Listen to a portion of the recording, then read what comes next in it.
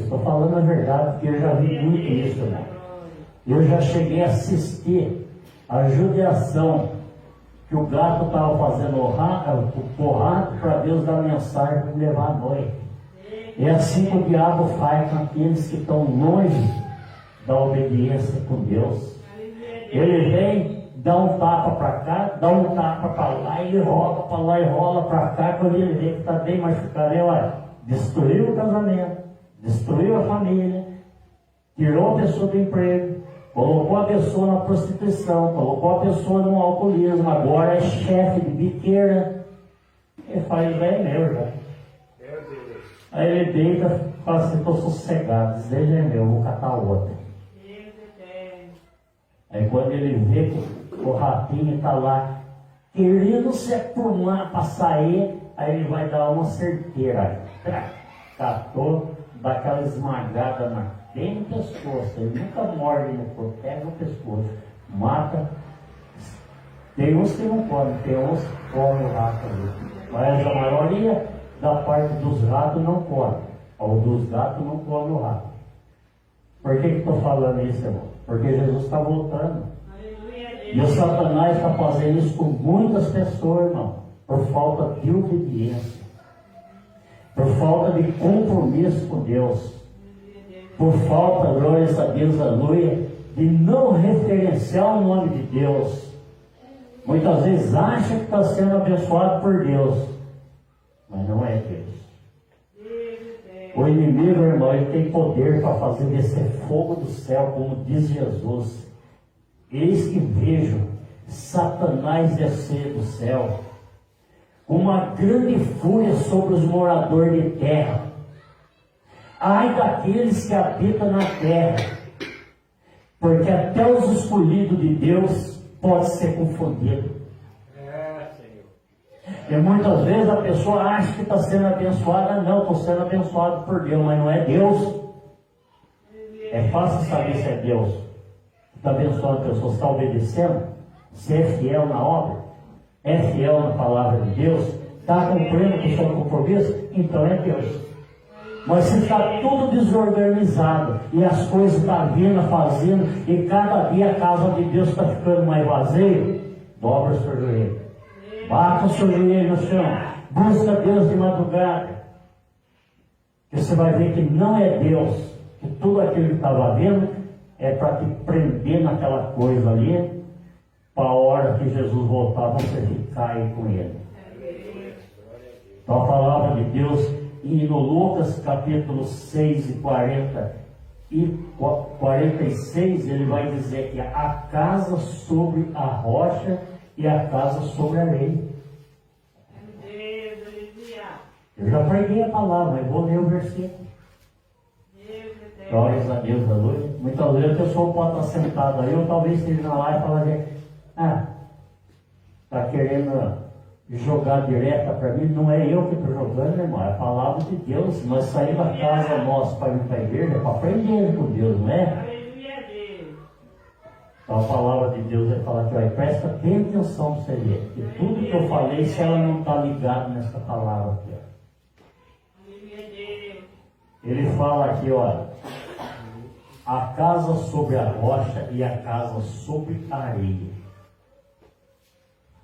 Quem é pedreiro não precisa nem pregar, pedreiro já sabe.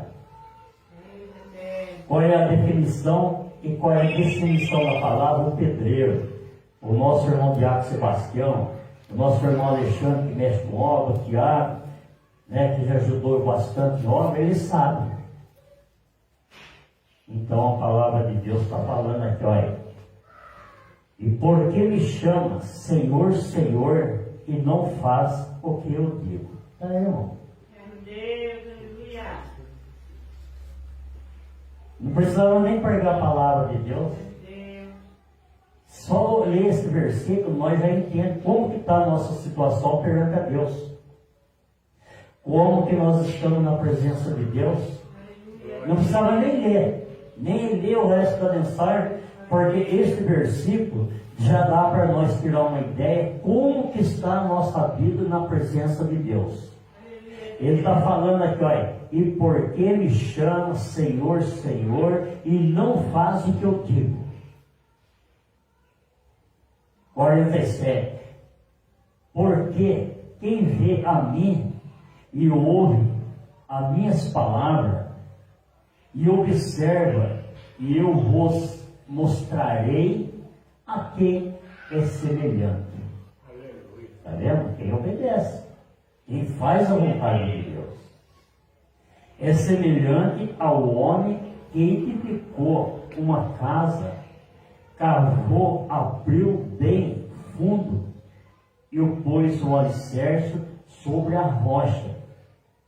Então, vendo as enxurradas, bateu com espeto e correndo naquela casa, e não a pôde abalar, porque estava fundada sobre a rocha. Está vendo? Está vendo o que é o significado da palavra? Mas o que ouve e não pratica é semelhante ao homem que edificou uma casa sobre a areia, sem alicerce, na qual bateu com o teto as correntes, e logo caiu, e foi grande a ruína daquela casa. Pode sentar. Senta, porque nós vamos prosseguindo aí. Então, olha aí, irmão, você vê que não é o pastor, não é palavra do pastor. Não, o pastor não escreveu, não foi nenhum obreiro, nenhum membro que escreveu o papel e colocou aqui no púlpito, pedindo para ler aqui essa história. Isso é uma palavra que vem desde o princípio da criação do mundo. É a palavra de Deus dado para o seu Filho Jesus, para trazer o tempo que ele estava em cima dessa terra. Ele está falando a respeito, por que me chama Senhor? E Senhor, ele não faz a minha vontade. Não obedece. Como quem diz, não me obedece a minha palavra. Eu também não tenho compromisso contigo.